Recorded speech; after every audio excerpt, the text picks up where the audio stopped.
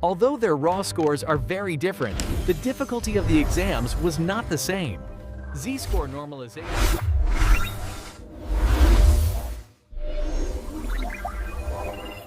CBT অর্থাৎ computer based test এক্সামের ক্ষেত্রে বিশেষ করে যখন পরীক্ষাটি একাধিক শিফটে মাল্টি শিফটে হয় তখন জেড স্কোর নর্মালাইজেশন ব্যবহার করা হয় যাতে সব শিফটের প্রশ্নপত্রের কঠিন বা সহজ হওয়ার পার্থক্য দূর করে সবার জন্য একটি সমতুল্য স্কোর ইকুয়েটেড স্কোর তৈরি করা যায়।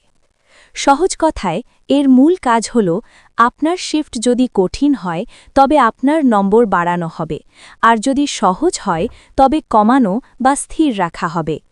রেলওয়ে, আরআরবি, এসএসসি বা অন্যান্য সরকারি চাকরির পরীক্ষায় এটি কিভাবে কাজ করে তা নিচে ধাপে ধাপে ব্যাখ্যা করা হল। ১. মূল ধারণা, দ্য লজিক। এই পদ্ধতিতে সরাসরি আপনার প্রাপ্ত নম্বর স্কোর তুলনা করা হয় না, বরং দেখা হয় আপনার শিফটের অন্যান্য পরীক্ষার্থীদের তুলনায় আপনি কতটা ভালো করেছেন। ধরা যাক শিফট ১ সহজ প্রশ্ন, এখানে গড় নম্বর ৮০, কেউ ৯০ পেলে সে গড়ের কাছেই আছে। শিফট ২ কঠিন প্রশ্ন, এখানে গড় নম্বর ৫০, কেউ ৬০ পেলে সেও গড়ের চেয়ে ১০ নম্বর এগিয়ে।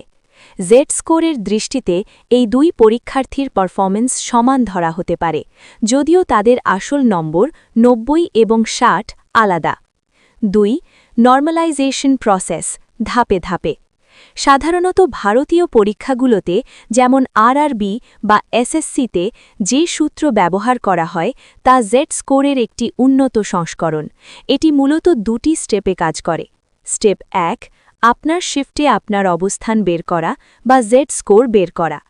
প্রথমে আপনার শিফটের গড়, মিন এবং স্ট্যান্ডার্ড ডেভিয়েশন বা নম্বরের ছড়িয়ে ছিটিয়ে থাকা ব্যবহার করে আপনার একটি রিলেটিভ স্কোর বা জেড স্কোর বের করা হয়।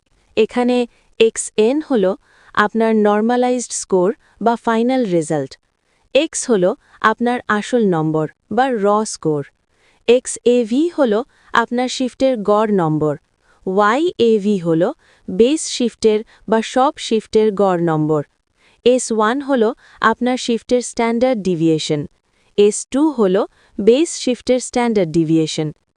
উদাহরণ দিয়ে বোঝা যাক। ধরুন আপনি শিফট এতে পরীক্ষা দিয়েছেন, আপনার নম্বর ৭০, আপনার শিফটের গড় ৬০, প্রশ্ন কঠিন ছিল, আপনার শিফটের স্ট্যান্ডার্ড ডিভিয়েশন ১০। অন্যদিকে বেস শিফট বা স্ট্যান্ডার্ড মান হল বেস শিফটের গড় ৮০, বেস শিফটের স্ট্যান্ডার্ড ডিভিয়েশন ১৫। তাহলে আপনার নর্মালাইজড নম্বর হবে স্টেপ ২, বেস শিফটের সাথে তুলনা করা। এরপর একটি বেস শিফট ঠিক করা হয়, সাধারণত যে শিফটে পরীক্ষার্থীর সংখ্যা বেশি এবং গড় নম্বর সব শিফটের গড়ের কাছাকাছি। আপনার জেড স্কোরকে এই বেস শিফটের স্কেলে কনভার্ট করা হয়। ৩. অফিসিয়াল সূত্র, আরআরবি বা এসএসসি স্টাইল। বেশিরভাগ সিবিটি এক্সামে যে সূত্রটি ব্যবহার হয় তা গাণিতিকভাবে দেখতে অনেকটা এরকম। দেখুন, আপনার আসল নম্বর ৭০ হলেও কঠিন শিফটে পরীক্ষা দেওয়ায় নর্মালাইজেশনের পর তা বেড়ে ৯৫ হয়ে গেল।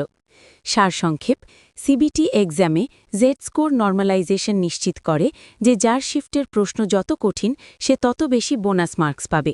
এটি ভাগ্য নয়, বরং পরিসংখ্যানের মাধ্যমে সবার মেধা যাচাই করার একটি উপায়। এই ভিডিওটি আপনাকে ভিজুয়ালি বুঝতে সাহায্য করবে যে কিভাবে বিভিন্ন শিফটের নম্বরের পার্থক্যকে একই স্কেলে নিয়ে আসা হয়। Z score normalisation in data mining. এই ভিডিওটিতে ডেটা মাইনিংয়ের প্রেক্ষাপটে জেড স্কোর বোঝানো হয়েছে, যা পরীক্ষার নর্মালাইজেশন বুঝতেও সহায়ক, কারণ মূল গণিত একই।